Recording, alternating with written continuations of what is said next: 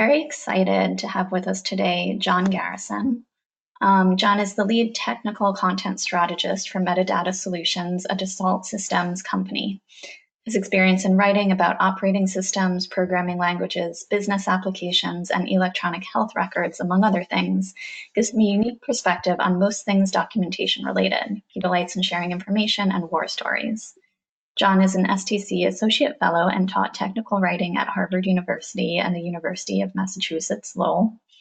Despite living on a dead-end dirt road in rural Vermont, his gigabit fiber optic internet lets him keep up with the real world and telecommute to New York City. And with that, I'm going to turn it over to John, who's going to tell us about making Agile work for you. Thank you, Jamie. And hi to everybody. I see some names and that I recognize. So even if you know where I live, don't come after me, please. It says version 7, and because I keep updating this, because I mean, you know, Agile doesn't stay still. Why should I, right? Let me just start here real quick. All right, why isn't my screen advancing? Oh, there we go. Okay. So a little bit about me. As Jamie said, I'm a lead. Well, my title has changed. They gave us new titles. Lead tech writer for a very agile software company. We develop software to run clinical trial applications around the world. We're the biggest company in that space.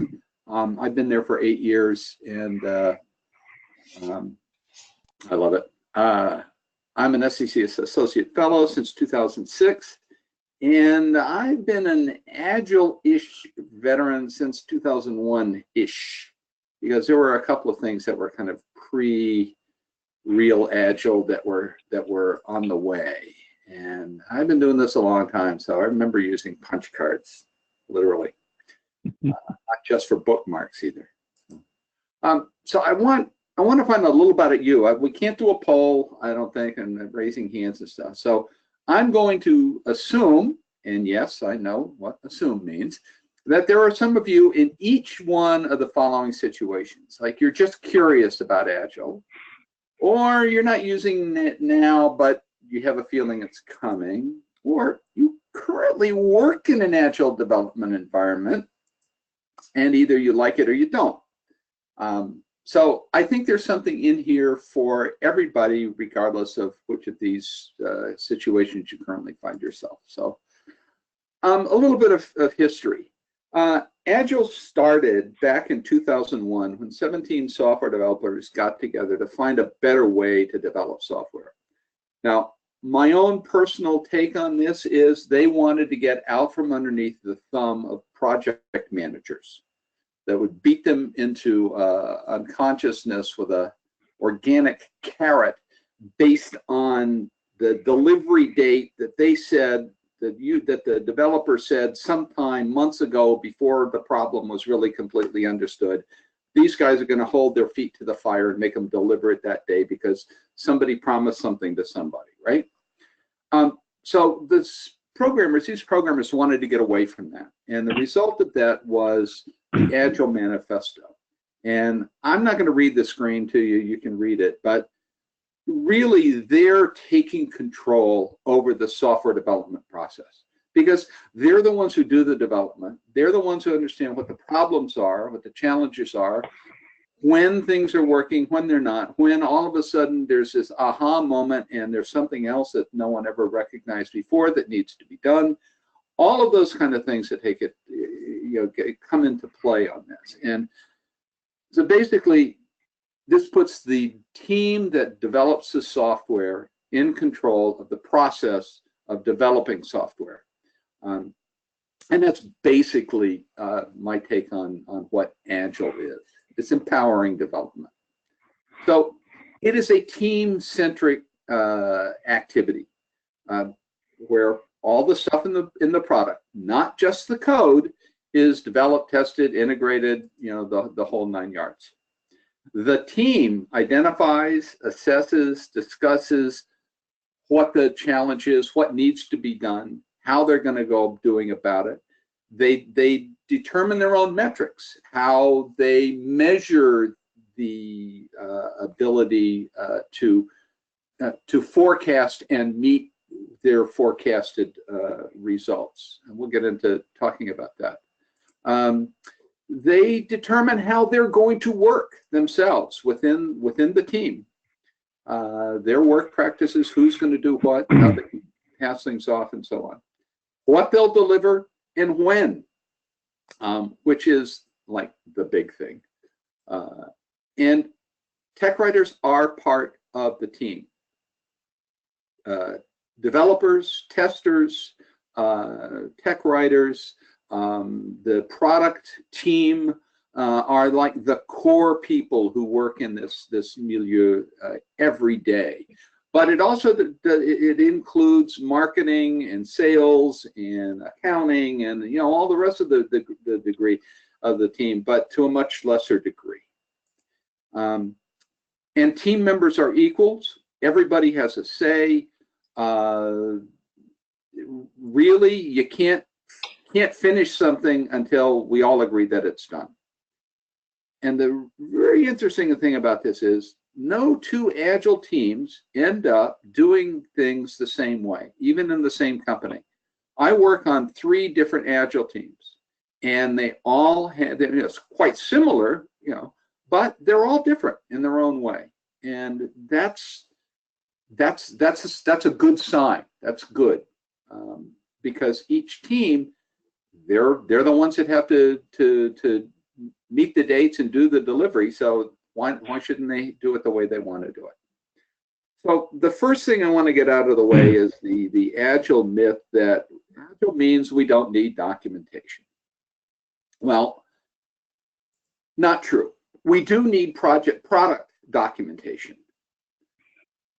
And that's the end user stuff that for them, and it can also be expanded to include internal documentation, how your the process and the steps that need to be followed to do the delivery and the launching, moving the software out to the servers and all of it. It all depends on how your company sets up and works. So you don't need you do need documentation. You do need product documentation, but what they're saying really is that you don't need 100% complete design specifications for what you're going to develop. Especially all of that stuff way up front before you've ever started working on developing it. So, we've all lived there. So I have been told that I need to actually add cartoons to my presentations these days, just because people need cartoons. So I'm a big Dilbert fan, not a big Scott Adams fan necessarily, but a big Dilbert fan. So take a moment and go back to these, including one of my very favorite early Tina the Fragile Tech Writer. So yeah, no more planning, no more documentation. Just start writing code and complaining. Like, boy, let me tell you, that one gets close to home. All right, so we're all familiar with I should not say that, because Agile has been around long enough now that there may be some people who have only worked in an Agile environment and never knew about waterfall development methodology. But this is the way it was done. All the planning was done there in that design phase. There's somebody out there did some analysis, and somebody does some design, then you implement it, then you test it and ship it, right? Pretty simple. Except for the fact that, we only get involved, kind of in the second or third step, usually. And at that point, when you start working backwards from the delivery date, you discover you're already 6 weeks behind schedule. The other thing about it is that there's not a lot of, there's no real planning in this. They can design all you want, but it's like, I've set the wedding date, but I haven't asked her out yet. If everything works according to plan, this is what will happen.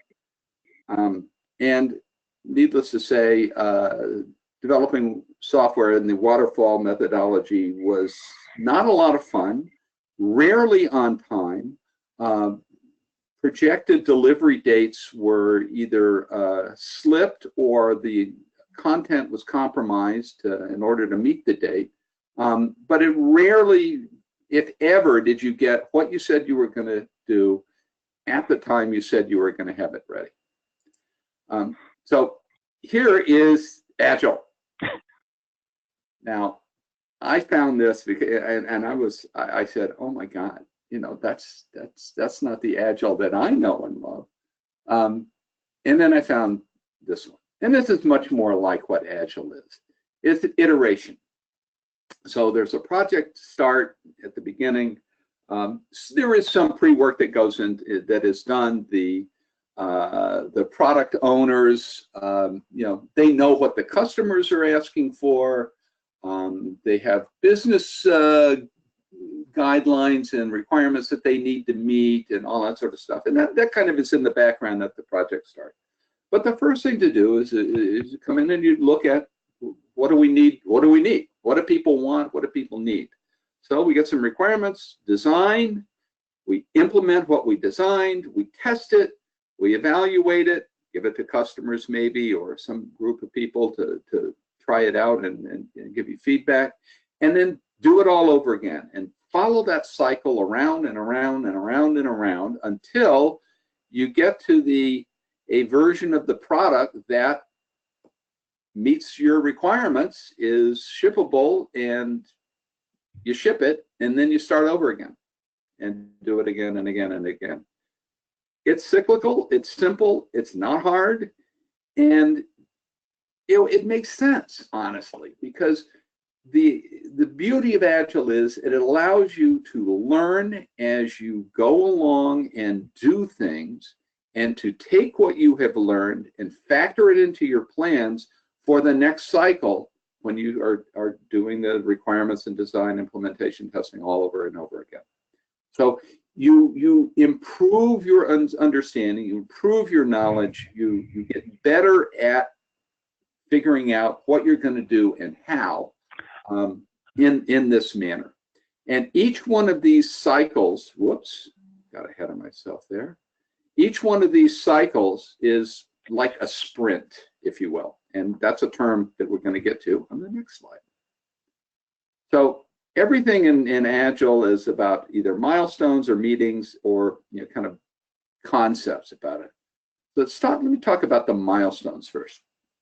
These are the things that you develop in software. We have, and I can speak about my company and a couple of others that I've worked at. They're all fairly similar. And this is one way, the way that worked best for us in these and the experience that I had to develop software. So we have these things called releases. One company I worked in, we had 4 releases a year, 1 in each quarter. The company I work with now, we have a release whenever we have something worth releasing. Your mileage may vary, but it's a bunch of stuff. And without trying to be too redundant here, a release is one or more epics and maybe some other stuff that you ship, that is bundled together, goes through all the formal testing. I work in an environment in healthcare where we have to be validated. There's all sorts of extra steps in testing and keeping track of what we do and so on, because there are regulations that say we have to do this out there. So our releases generally have 1 or more epics and then bug fixes and other stuff in it. An epic is 1 or more related stories. So think for a second that, you know, if you're putting something brand new out into the workplace, it doesn't all happen at once. You may have one epic where you develop the infrastructure, the pieces of software that you're going to need. So we have a reporting section, we have a transaction section, we have a reviewing section, and there's the database, and all the stuff. Each one of those, some of these you may work on and do ahead of time, like you develop the infrastructure and all the components before you begin to make all those components work together. So it happens over time, but an epic can also happen within one release. That it's there's no long drawn out process of delivering it. It's compact enough. We're going to implement a new. We're going to support a new methodology for dealing with medical images, where people can either upload them from CD-ROMs, which is normal thing, but now we're going to actually be able to upload them from the MRI or X-ray directly into the database. So that's like a new thing. That would be an epic. That would be something that we would develop and roll out, right? So during the time where you're doing this development, we have sprints. That iterative process that we did before, we talked about just a minute ago. And a sprint can be some number of weeks. Ours, my company, we usually have a 2-week sprint. And it's long enough that you can have enough stuff done that you can have the coding done and the testing done within a 2-week period. Or it could be, maybe, all right, we'll do this part of it in this sprint and this part of it in the next sprint. Whatever makes sense, whatever works, whatever is the right thing for your team to do, this is how you do it. But the sprints, I'm very picky mouse today. But that's what a sprint is, just one iteration of the evaluate, plan, develop, deliver, test, and then right back to the requirements stage. Now a story is the next piece. It's like an amount of work that can be accomplished in a sprint. Maybe by one person, maybe by 2, maybe by 3, depends, but it's all done within one sprint. And it's one thing, it does one thing from beginning to end and well enough. And it may be used in one or more places throughout the epic to get there. So that's a story. It's just it's well defined, can be done in a fixed amount of time. Stories have tasks, and a task is something for one person does. So one story might have a UX component for the UX person. All right, we've got to design the data entry screen or whatever.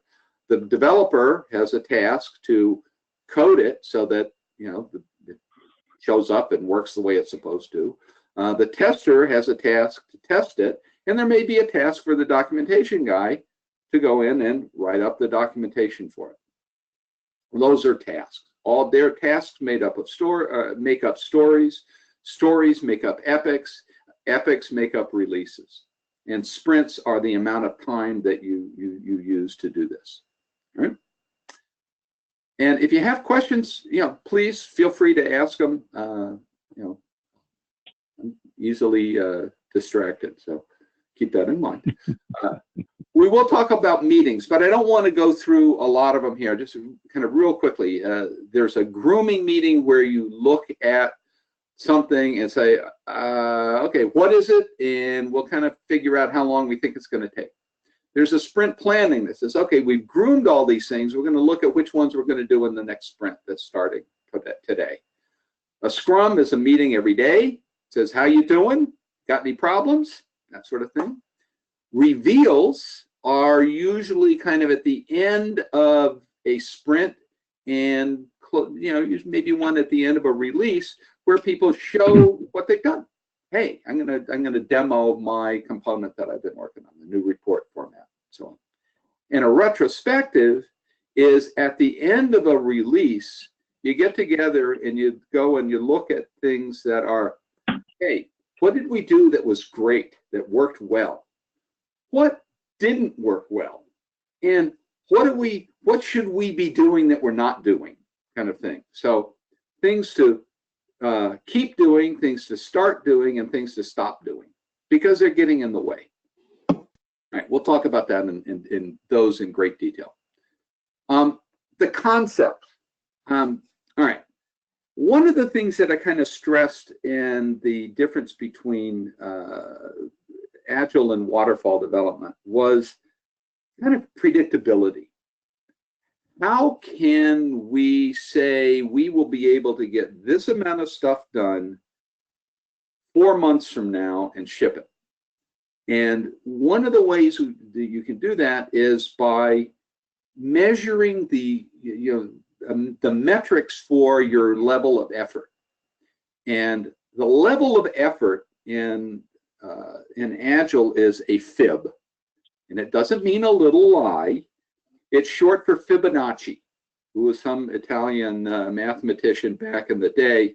And the Fibonacci series is number plus the two numbers that precede it in the series. So the numbers are 1, 2, 3. 3 is the sum of 2 and 1. 5, the sum of 2 and 3. 8, the sum of 5 and 3. 13, the sum of 8 and 5, and so on. So you predict how many fibs a story is going to take. So at the beginning, when you're doing this, your team may not really be very good at this, but the beauty of it is each team, and there's another thing about fibs. Team 1 may take a story and say, oh, that's a 3. That's 3 fibs to do that story. The same story in another team might be a 5, right? But that's okay. Each team kind of has their own metric. We know in my coder team that a 5, what a 5 is a medium complexity. But on the imaging team, a 5 is kind of lower medium because we have some that go higher. That's just the way it is. Your team will come up with what your metric is. And the way that you would determine fibs is you go through all the discussion. It's been grooming. It happens in a sprint planning meeting, where grooming or sprint planning meetings, where you look at the task, the story, what's involved, what do we have to work with that we know, what do we need to invent, make up, how complicated is it? Is it how widespread is it? Does it interact with a bazillion other things, or does it interact with only one other program? How complexity is a big factor in this. Is it really simple, or is it something that is pretty convoluted? All of these things go into the thinking of estimating the number of fibs that you're going to assign to a story. So it's an art, not a science. But the thing is, over time, your estimations become really pretty accurate. The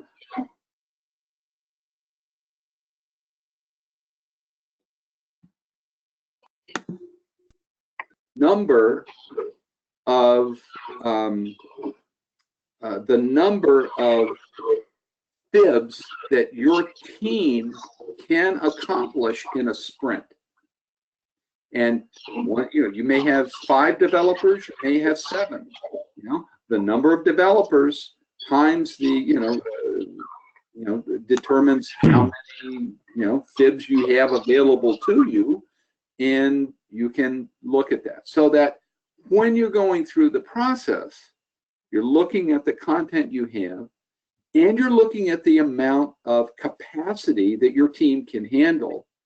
And over time, over a number of projects and releases, you can get really accurate with the amount, with predicting how many fibs you can get done in a sprint, and the number of sprints in a release is variable.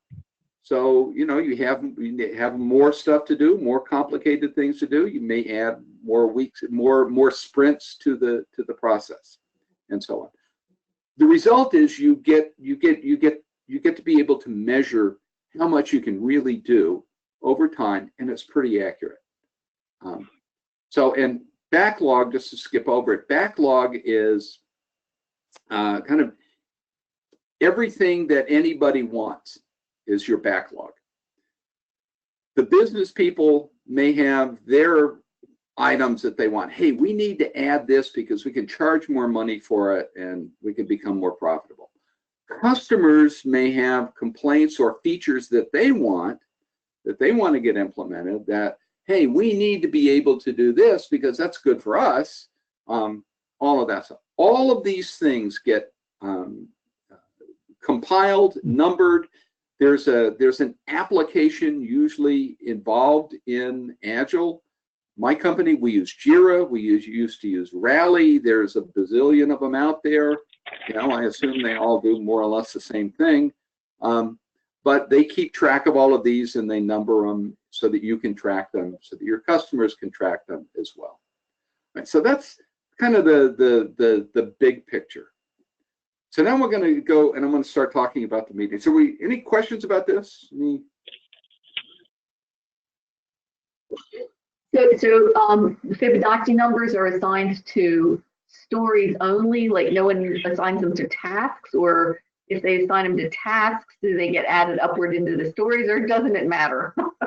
Well, I think some of it may depend on what tool you're using, but like I said, we use Jira, and tasks can have fibs, and they should add up to the number of fibs for the story that they are part of.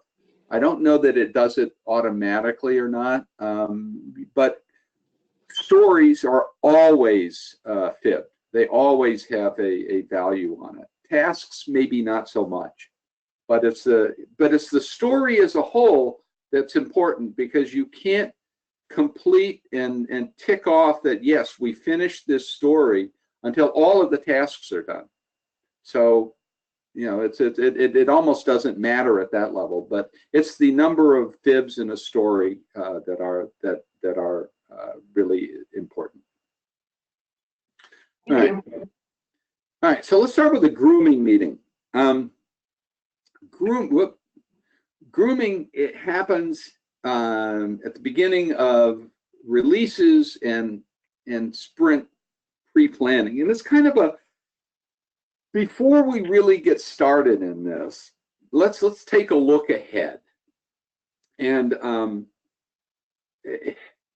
it's not always the whole team that does grooming. Often it may be a subset of senior developers, the head of the QA department. Usually I'm, as like the senior doc guy on mine, I'm usually involved in grooming as well. And some places it may be the entire team that participates in grooming. It all depends on what works for you guys in your situation. But in this meeting, you look at what's in and what's out. What releases, when's the release date? What are the epics that we've got to deal with in here? What are the other stories, the enhancements that customers want, for example, might not be an epic, it might just be a story, and so on. Looking at all of this, the time, the amount of work, and so on, and then you go through and you look at each one of the stories, and you define the scope, the content of what it is that you're going to be developing for that story.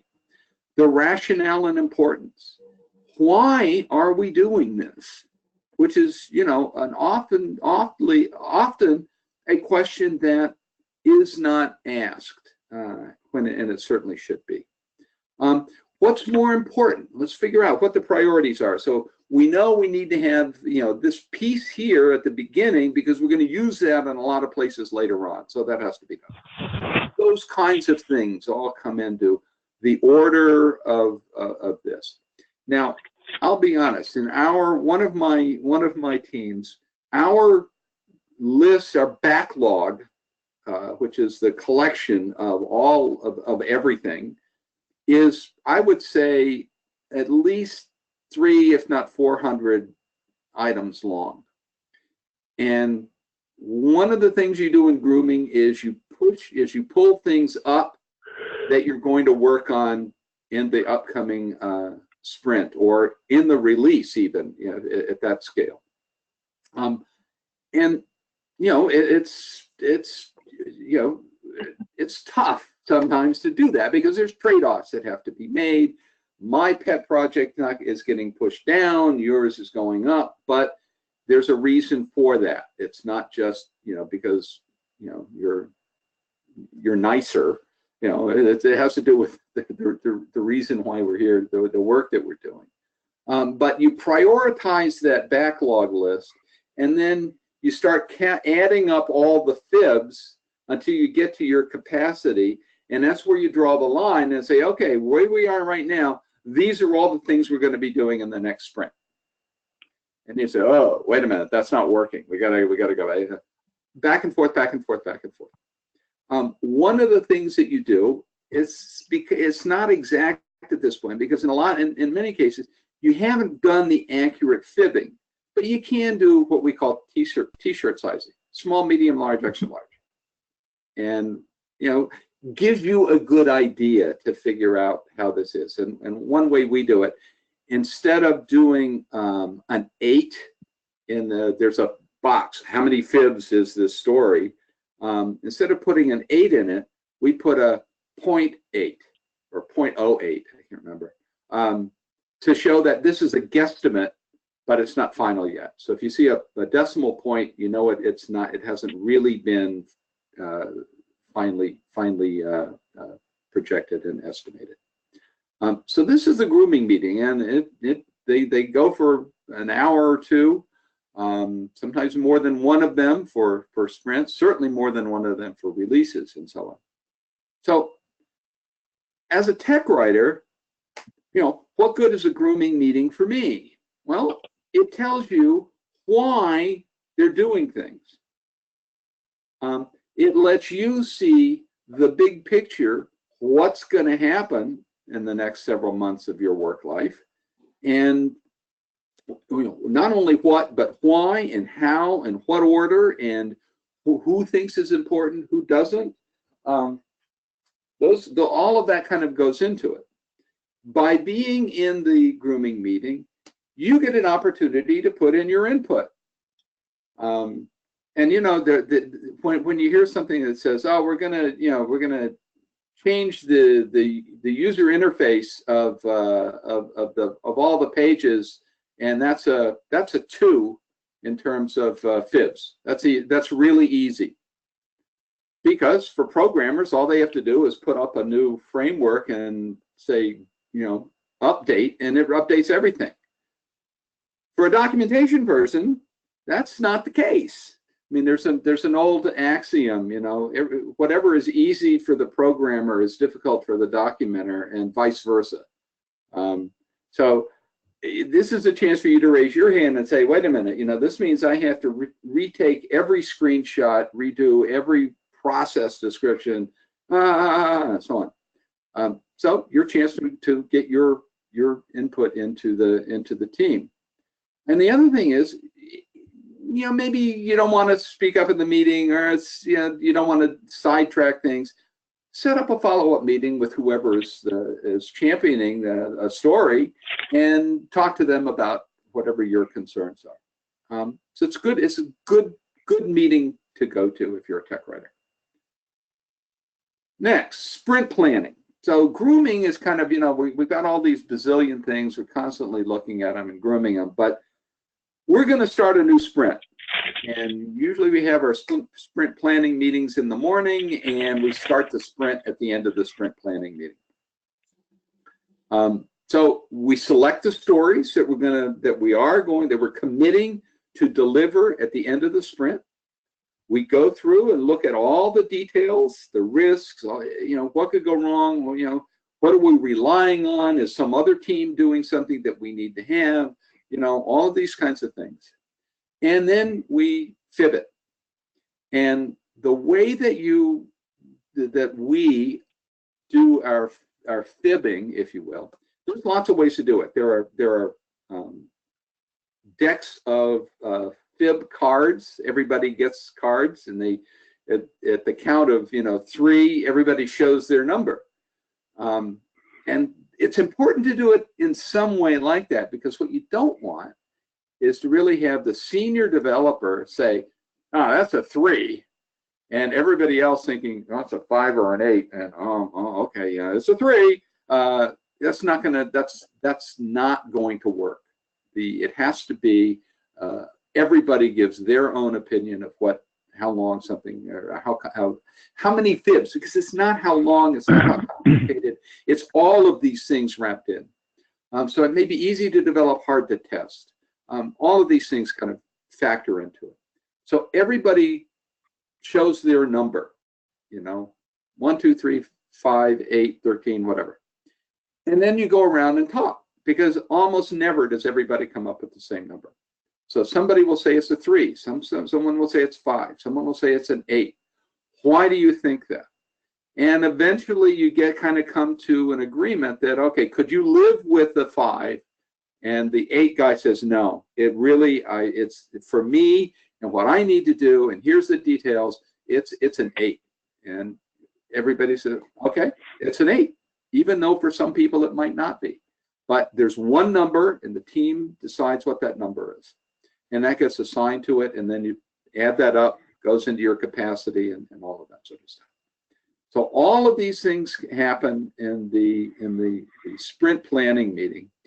And before you start the sprint, there's is everybody on board with this? And when people say yes, okay, we're done. That's it. We've got it planned, we've got it fibbed, we've identified all the details, we've assigned tasks to everybody, we're good. All right. And that's a good way of doing it. Everybody's aware of what's going on, and everybody is in agreement on it. So as a tech writer, we should attend the meeting. I say as needed. They're all kind of as needed. If there are some times where everything that's being done in a sprint is a back-end task. Users are never going to see it. It's all about we're changing the Ubuntu version that we're doing, and we're upgrading our database to Mongo or whatever it is. Users don't care. You're not going to really write any documentation about it because it's not part of the external user interface. It's internal, so it may not, you may not have to go if it's going to be that. But it's the same kind of thing. You'll learn by being there. You have the opportunity to voice your input. You have an opportunity to get follow-up meetings with people, and it gives you a chance to create tasks for you and others. If you've got documentation tasks that other people might have, you have the chance to create those at the sprint planning meeting. And once it's done, once your sprint is planned, it's bad form to add something else to the sprint. Now it happens if there's a major bug that has to be fixed. Everybody drops everything and works on that. And you may miss your date, miss what you said you were going to do, or some stories carry over to the next sprint, whatever. But again, everybody is involved in it. It's not one person saying it; it's the whole team saying that, yeah, we can do this, and we're going to do it this way. Scrum. Everybody kind of thinks Agile is Scrum, but it's not. Scrum is a very small part of Agile. Every morning is a very short, like 15-minute. Technically, there's supposed to be a stand-up meeting. Everyone is supposed to stand up. No one's supposed to sit down. Your mileage may vary, but it's pretty short, and it's pretty much everybody going around saying either by story or by person. We have, all right, Tuesdays and Thursdays are by person. Monday, Wednesdays, and Fridays are by story. You know, and so where are things? What did you do? What are you doing? What do you need to do? Is there anything that's in your way? Are you blocked by anything, anyone or anything? And you know, talk about it. Hey, Fred, you were supposed to, you know, get this to me yesterday and you didn't, and now I can't finish until you've verified or you've reviewed my pull request, or you know, whatever. All of that. And there's another thing in here, kind of a post-scrum. So it's not really what I'm doing today, but it's something has come up that I want other people's input on, whatever. All of that happens as part of post-scrum discussions. And as a writer, attend as needed. I don't make every scrum, I'll tell you. Sometimes I do, sometimes I don't. But I also know that I have people who will tell me if there was something that I missed that I needed to know. But you go, you say what your you know, expectations are, what any blockers that you have, and the same kind of stuff. But it's just a daily. Here's what I'm working on today kind of meeting. Reveals are like I say, they're demos, happen at the end of a release. Team members show what they did. They demo. Here's the UI. I'll enter this in. You see, this doesn't work. You know, now I change the date format. It does work. You know, so all of those kinds of things. But you know, showing something working. A lot of times it may just be working. It may be a work in progress, something that they're running locally on their own machine. On the other hand, it may be something that they've checked into the release branch of the code because it's pretty much final. You know, all of these things. And often, if not always, they are recorded so that you can go back and watch each one. You know, there may be 5 or 6 demos that happen in a single reveal. So you can go and watch each one that you need to look at to refresh your mind about it, your memory about it. And ideally, there's a separate front-end reveal and a back-end reveal. Back-end again is internal things, you know, databases, programming language updates, you know, those kinds of things. But front-end are things that the user sees. You know, the screens they'll enter data in, the reports that they'll see, all of that. And one of the reasons for doing this, a lot of people, remember this is part of a larger team. Marketing guys and sales guys may want to sit in to see if their customer's favorite thing is being demoed. They can get an early idea of what's going to be there, so that they can talk to their customer and let them know what's going on, and you know, all of those kinds of things. If the front end happens at the beginning of the meeting, all of those guys can sit and listen, and then they can all leave, and you get into the gnarly back end techie stuff. It's just a consideration for the people who need to be there. So for a tech writer, you should go to the reveals. If you can't, you should look at the recordings. It gives you a chance to take screenshots of work in progress, even if it's not final. You know, sometimes it's really good to see things. Gives you a chance to get your 2 cents in. If you have questions or concerns, comments you want to make, be the user advocate. So a lot of times I'm in there and watching something happen, and I'll see something, and may not often bring it up right there in the meeting, but I'll talk to the programmer afterwards about use of terminology, placement, you know, this white space, you know, all of those kinds of things. You know, because I'm the advocate for the user. The programmers really, honestly, all they care about is, does it do the right thing and does it do it efficiently? They don't care necessarily if it's something that someone would be able to actually sit down in front of a screen, terminal, and use. So that's our job to kind of bring that voice to the table. And it also gives us an opportunity to show what I've done. So here's a quick run through of the new documentation that I created, whatever. So you can also participate in the review. And finally, retrospectives. So again, it's like a postmortem. What to start doing, what to stop doing, and what to continue doing. And this is how you improve. You've worked for 3 months on a release. Some things went really well, some things didn't.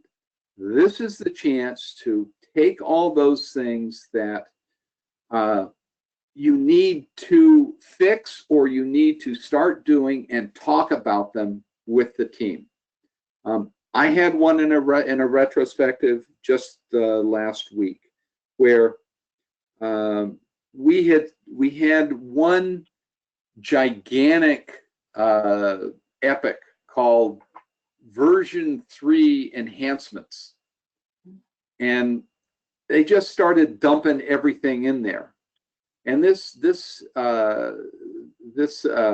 epic started last April, and it's still going, because even though everything was initially in there is done, new stuff has come in, and it's not a good way of doing things. And it really caused me a problem, because instead of having an epic for something that should be its own epic, they just threw 13 stories into the one Jagunda epic, and there was no overview, there was no this, it was done on the, didn't really conform to the right process that we were doing. And I had I was just absolutely flummoxed by all this when it happened. And so I, at the retrospective, said, look, we can't do that again. If something is got 13 stories that make it up, that's an epic by itself. It can't be just 13 stories and something else. So we have to have that, and with an epic comes some things that we'll talk about in just a few minutes. But there's like an overview, and it shows the entirety of it and how the components work together. That was missing from this one, and they said, yeah, you're right, we can't do that again. It caused us all sorts of problems. Testing didn't know what they were in for, the whole 9 yards. So that's your way, to everybody's way, but especially our way, to get our input heard. So attend and participate to every retrospective. It's one meeting at the end of a release, and it should be mandatory participation. Suggest what can be done better. Point out that the things that other changes that were made, how they helped you or hindered you, all of that stuff. It's a team effort, and if everything they do is for the developers, and it really does not help the tech writers at all, that's not going to work in the long run, because we won't be able to do our job. So it needs to be factored into everything else, and that goes back all the way back to the beginning. Everybody's a team member. We're all equals. I'm just as equal as the senior development guy, and our concerns carry more or less the same weight. All right, so stop there for a second. Any questions on this? Because I'm going a mile a minute, and all right, you asked for it. So let's talk about making Agile. If Agile isn't working, if the process that you have for your team isn't working, change it so that it does. All that stuff that happens, it gets brought up and discussed at the retrospective, use it. That's valuable information. The retros point out all of this stuff, where and what you need to do. And there is an Agile framework out there. There's books on Agile, and everything, Agile itself is Agile. So it's mutable. It's not one size fits some. It's my size, or actually, let me rephrase that. It's our size fits us. And that's the team perspective is core to all of this. So here are some things that at my company we have implemented because we needed them. We have a phase 0. So whenever there's like a new feature, new pages, new programs, whatever, there's a small meeting. Usually it's me, the UX person, and the product person. And we go through and we look at this and we design the workflow. And we look at what the screens and the words on the page, and does, you know, the product owner is there, so we're kind of getting his or her feedback on it. And then we do all of this beforehand so that when we start doing the planning for the release, we have something to work with. Yeah. One of my favorite Abraham Lincoln quotations is during the Civil War, he said that war is too important to be left to generals. Right? My version of that is user interface design is too important to be left to programmers.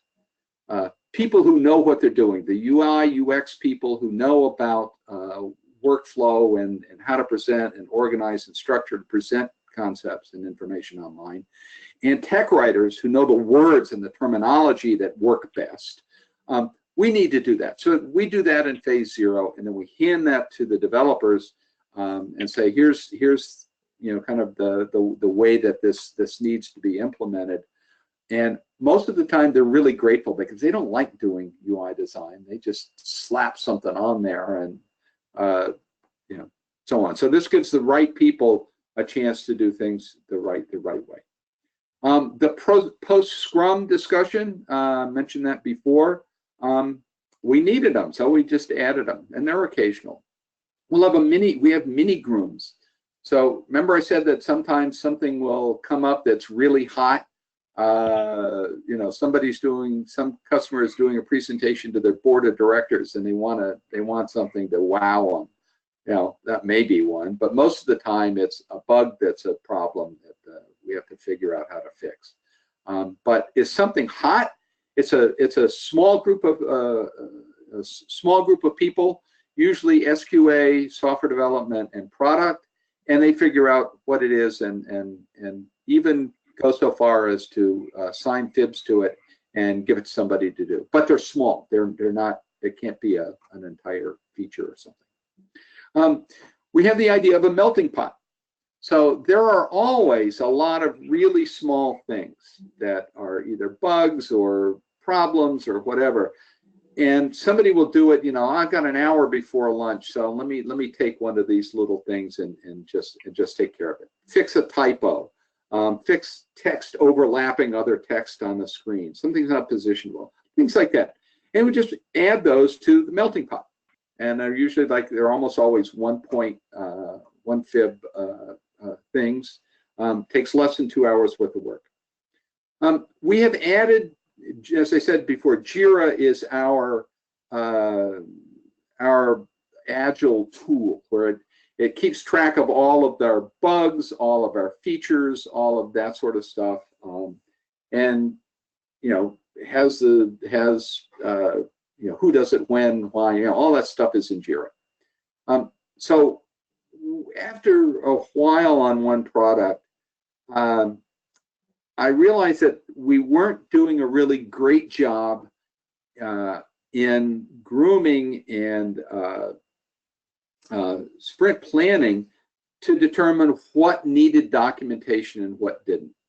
So I asked, could we add another field to the Jira story page when you're creating a story that says requires end user documentation? All you have to do is check it, and then I can do a filter, I can do a search, show me all the stories for this product and this release that requires end user documentation changes. And half my job is now done because I know what I need to look at and the things that I need to document. We have the idea of story types. In my environment, again, healthcare, there's all sorts of rules and regulations about it. There are a lot of things that we work on that we don't really want to tell people that we worked on. So we have, feature is something that's new functionality. An enhancement is improved functionality that's already out there. And technical, and now we have more branches of technical than just one, but they're all the background internal things that we don't really want to, that we don't talk to people about. Like we upgrade, like I said, we updated our database version to something new. But it's important for us to do that because I know features and enhancements are things that I need to look at. But technical stuff, and there's a lot of that, I don't. We have the concept of a superhero. Somebody is always coming to development with, can you help this? Can you explain this? Can you tell if this is an issue of a problem or whatever? So for every sprint, one developer is the superhero. And sometimes it may be just 1 week out of the sprint instead of the whole sprint. But we all know who the go-to guy is for dealing with customer issues. We have the concept of a spike.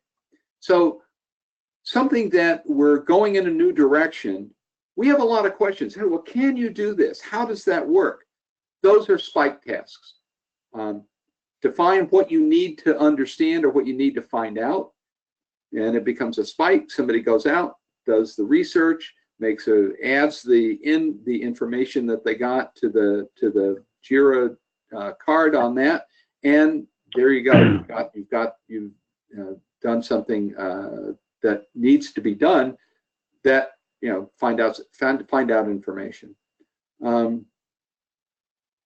So other things that you can have are not just additions to the tool for tracking, but additional information that everyone may need. Maybe not just the people on the development team, but them, sure, but other people as well. Other marketing people, salespeople, upper management, and so on. So that the idea is anyone can kind of come in, look around, find the epic definition, and look on the epic to see what the elevator pitch is. We all know what an elevator pitch, right? 30-second description, how in an elevator ride, there where you can talk about something in a concise, fully good example, complete the whole 9 yards. So if you have that and you write that in on your epic Jira card, anyone who comes in can now go in and immediately see, oh, that's what you're doing. Cool. And why? And then the business value on the story. What's in it? Why am I doing this? Who's going to get what out of doing this? And because, like I said earlier, programmers really almost don't care about the people who use their stuff. They only care about the code and is it right and does it compile. But it is important for them to understand why people want things and how it works and what's in it, what problem it solves.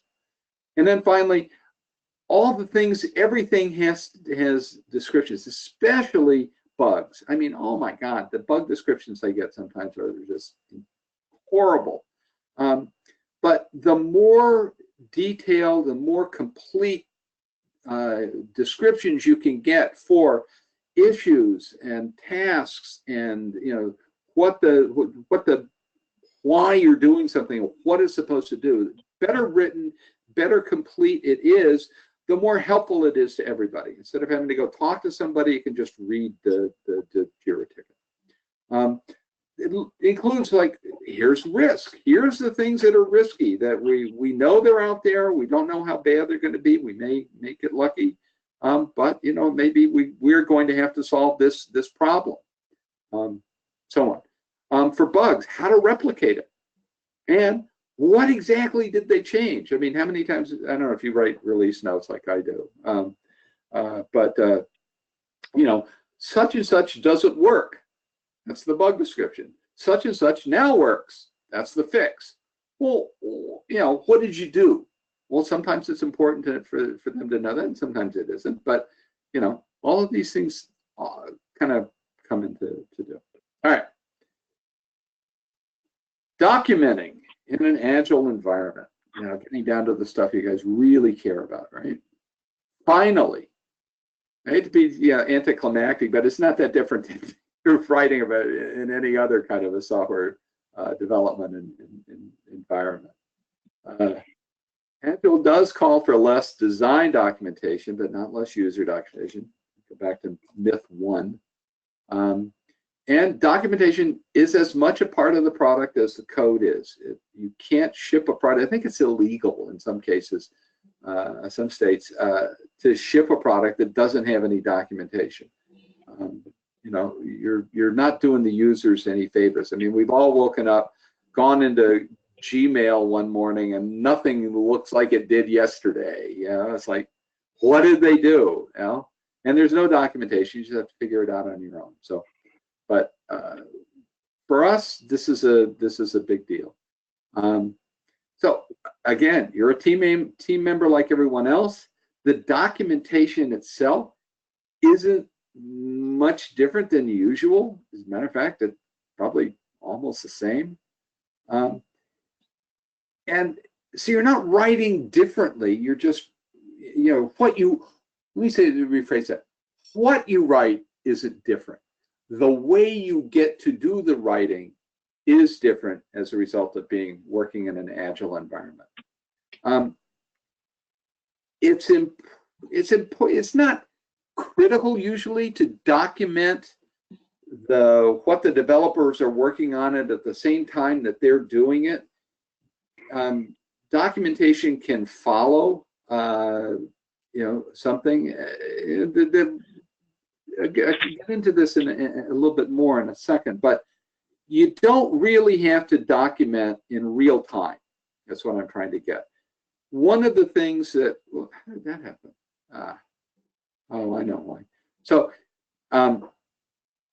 it's really weird. I've done this presentation now at least 7, I don't know, too many times to count really. I have had one person who says that their company ships product at the end of every sprint, which is one of the goals, actually, believe it or not, of the Agile Manifesto. Constant, ready to ship product. Like I said, I've had one person in probably 200, 300 people I've presented to.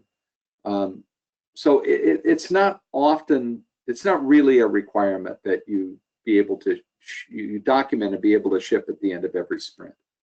But it is a good practice because the developers and the tester guys are kind of all working on something. So if you're in there and I'm asking questions at the same time they know all the answers, you know, they don't have to, no memory lapses have happened yet. The one that I skipped here, stay on dry ground, avoid quicksand. This is my analogy, if you will, for developing documentation. So let's say that the goal is to drain the swamp, and I don't want to have any political implications about that. I started this long before the current situation was going on. But figuratively, you go and you, I can't make a good pop sound. Pull the cork out of the swamp and the water level starts to drop, right? So as this happens, some places start showing dry land before other places. So our job as the map maker of the swamp drainage is to document and describe and annotate all the surface that's going to be remaining. So as the water level drops and places dry up, document those. As things get finished, write about them. But do it smart, because there are in almost every project, there's some place that I call the quicksand, where if you get in, you get stuck and you can't get out, because it's never, oh, we have to start over again. Oh, that didn't work. And if you're in there, you know, doing a play-by-play, it's not going to work. It's not going to work. So you have to kind of keep your distance and find the dry ground, the places that really are solid and done, and get rid of those, and and instead of wasting your time trying to keep up with the quicksand. So actually, believe it or not, there is an Agile documentation standard. I have never seen it. I don't know anyone who has it or has used it, and it costs, I believe, I don't know, some exorbitant. I can't remember the amount of money, but it's not cheap to get. So I don't know anybody who's doing it, but it is out there just in case your company is extraordinarily ISO aware. All right, time for some truthiness. Agile doesn't always work. I know companies where they have tried to implement Agile and it has not worked. And 99% of the time, it's because it doesn't get the support that it needs, not only from the very top of the company, but everywhere in the company. Because if you implement Agile and somebody is able to do an end run around all the process and just go and say, well, I wanted to do it and I just did it, and deal with it, that's a problem. There has to be a dedication to following Agile until it gets to work, and it does not work immediately right out of the box. I guarantee you that.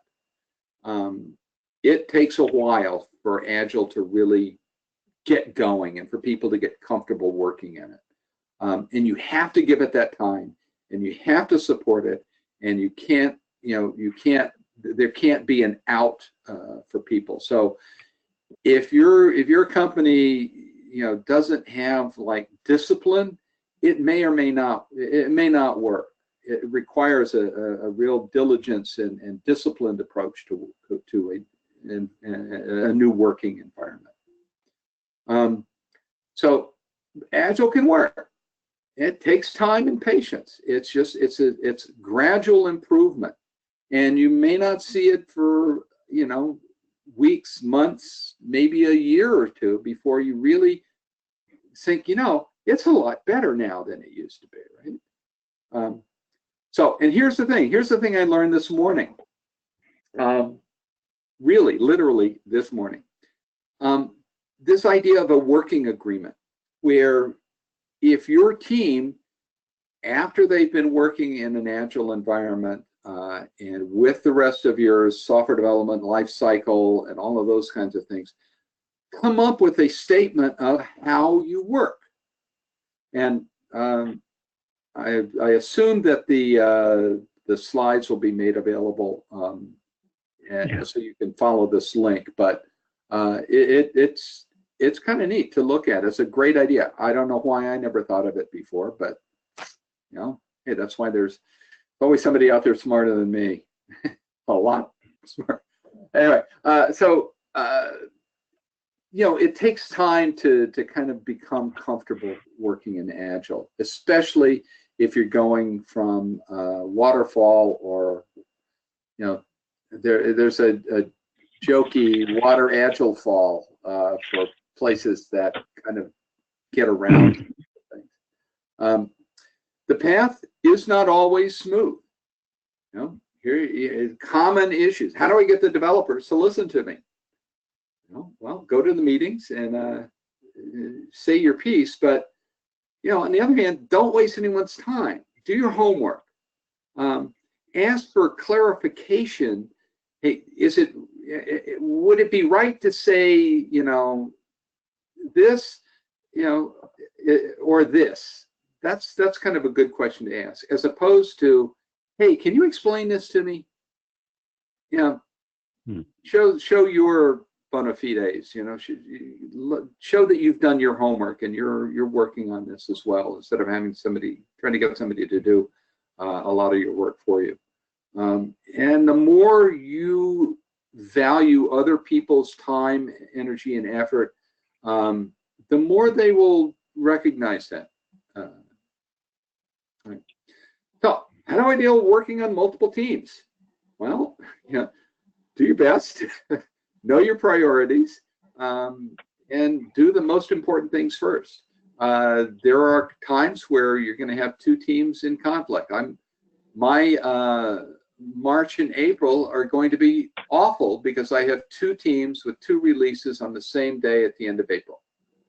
And I've told both of them that, you know, hey, look, you may not get everything you want the way you want it, but we can always fill it in later. But, you know, hey, life, you know. How do I make time for all those meetings? My God, there's so many meetings. Well, go to the ones that you need to go to and the ones that will help you. Like I said, there are a lot of times where meetings will deal solely with things that you're not going to have to explain. Don't waste your time. There's something else that you could be doing. Find out what the meeting, what is going to be in meetings. So, you know, the Scrum is every day. So, you know, if your time allows, go. If not, you know, talk to somebody and get their input from them. But, you know, groomings and reveals and stuff, you know, those are ones you should really make time to, and especially the retrospectives. But there's only one retrospective, a release, you know, one grooming, a sprint. You know, when it comes down to it, you can kind of figure out how to help yourself get through all of that. So the developers finish their code long before it's released and go on to the next step, and I'm still documenting. How do I keep up? Well, if you go to the meetings and you know what's going on and why people are doing things and you know what they're trying to get accomplished and all of that, you know, you stand a better chance of dealing with this. But communicate your issues. Tell them, you know, look, I just can't get to this. And, you know, again, one of the things about this, the more information you have in your tool about what they're doing and how they're doing it, and really good descriptions of things, that can make your life so much easier. And it would also help virtually everybody on the team as well. So you could advocate for that. All right, different teams play by different rules. Well, okay.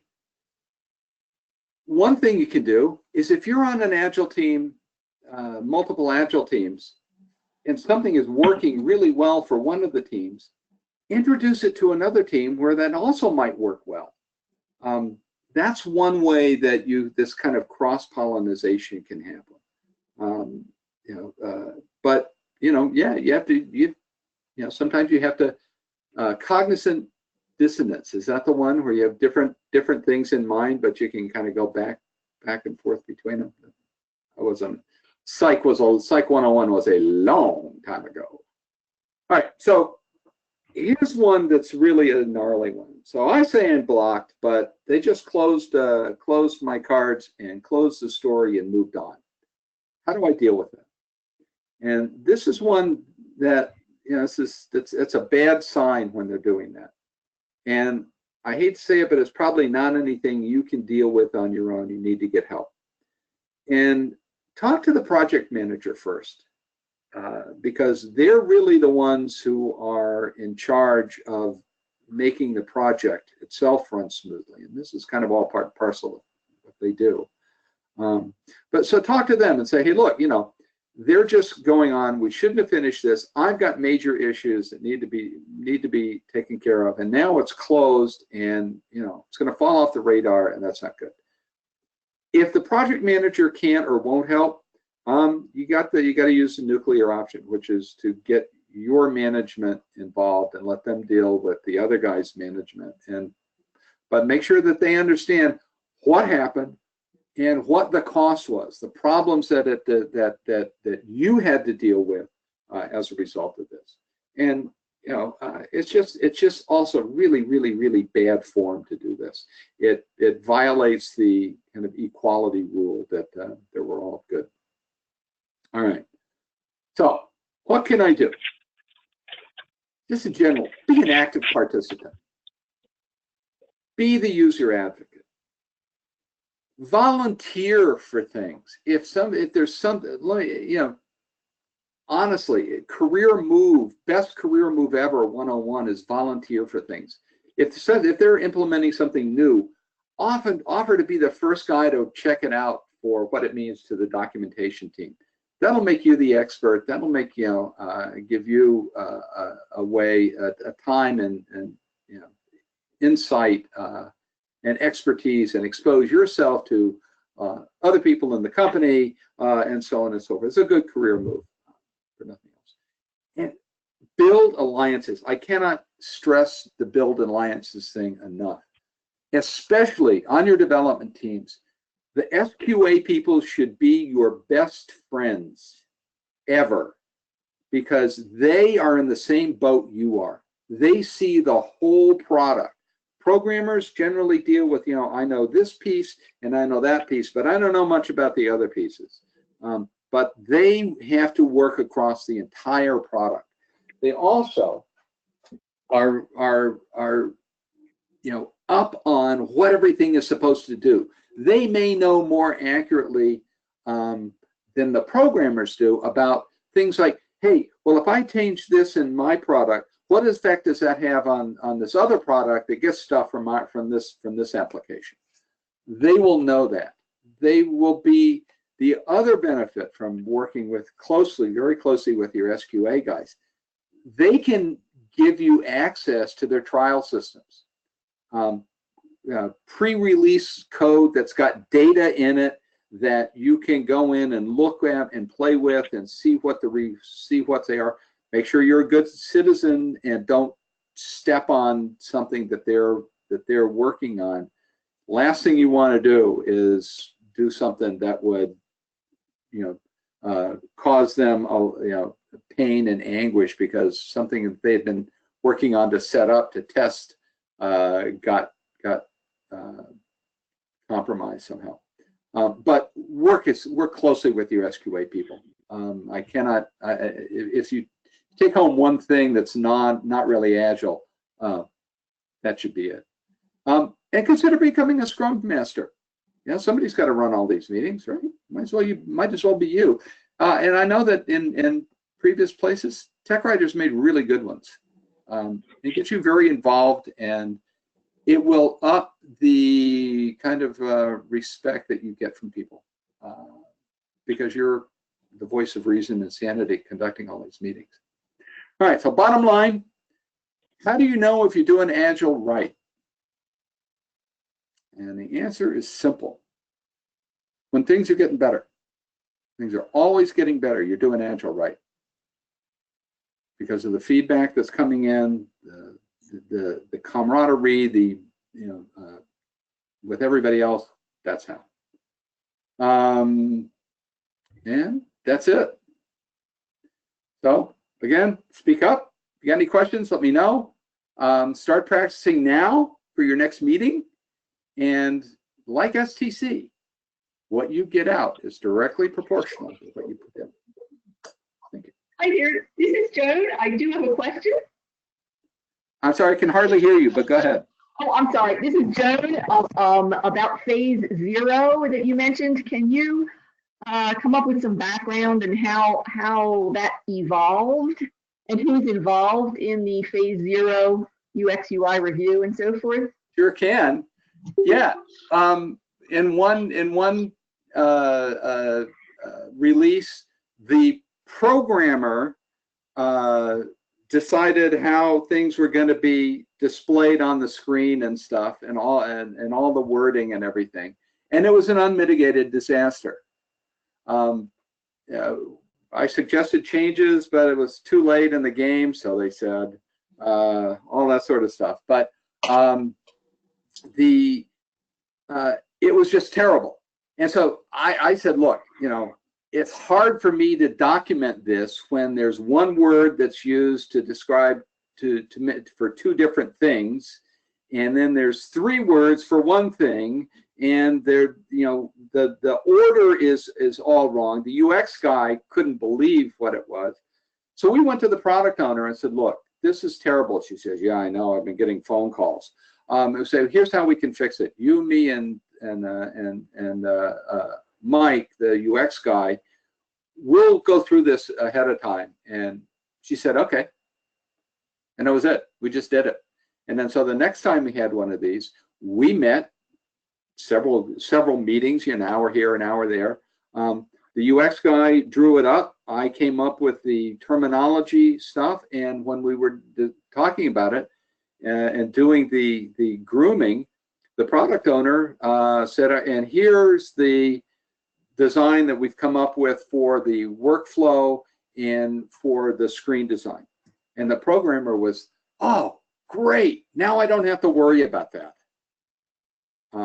So that's really how it came about. We had a bad outcome, and we decided to find a way to fix it. Thank you.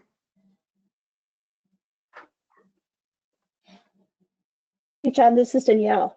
In my experience using Agile, and it's been, oh gosh, I guess a little bit, about a year or so, we found that going through, it was not always one big phase. Like you said, there's like maybe sprints of 2 weeks or so, but there's even phases where you might have like one phase that's about 6 weeks and there's three sprints in it or something like that. And I also found that we had things where, I guess because we had to constantly be churning stuff out very quickly in some cases, where we would be trying to shoot for like a minimal viable product. So meaning that we're not going to get in everything in this shot, or this first phase and these first 3 sprints to get a release, but we're going to have about 80% of it there or something like that. What have been the practices that you have? And I've worked in pharmaceutical when we did this too, so I'd be curious to hear your experience in that respect. Well, there's some of that in the way that we do things. We don't call them phases, but we recognize that there are what I call the infrastructure components. If we're doing something new, there's new data types, there's new methods, there's new relationships. It may be whatever they are. We have to do those first. We have to figure out in detail how they're going to work together. So those have to come first. Again, we don't call them phases. We just kind of recognize and do it that way. But I think that that's a perfectly valid way. The thing is, if it works for your team, in your environment, in your company, with the people you have and the management you have and the customers you have, do it. If it doesn't work, try it out, and then if it doesn't work, change it or start over, find a new way. That's Agile. I was going to say, the other person who I found was like my best ally was the UX designer, because we're usually on the same page with everything. If the UX and the content strategy and the writing doesn't come together, then it doesn't matter, how well they designed or developed it. I shouldn't say design. How well they developed it. If it doesn't work or people can't follow, like you said, if it's not intuitive, then the deal's off. It doesn't make sense. So I always found that they were usually my best ally as a technical writer and content strategist. I get along very, very, very well with my UX people. But the thing is, I don't need, it's not always that we have something new. So there are a lot of times where they're really just not involved. We're fixing things or expanding things, enhancing things. And the SQA guys there are with you through every sprint, through every release, and they know the product, in my estimation, as good, if not better, than anyone else on the development team. So that's, I'm friends with everybody, but even the developers. So, but especially the ones that the ones that are the most beneficial, that I get the most benefit from, are the SQA people. Like I said, they set me up with test data, you know, always willing to kind of help. And honestly, I'm a really early tester too, and I'll find things and point out bugs that I found, and I find a lot of them. So Cool, thanks. Do we have any other questions or comments for John? come on, 3 minutes to go.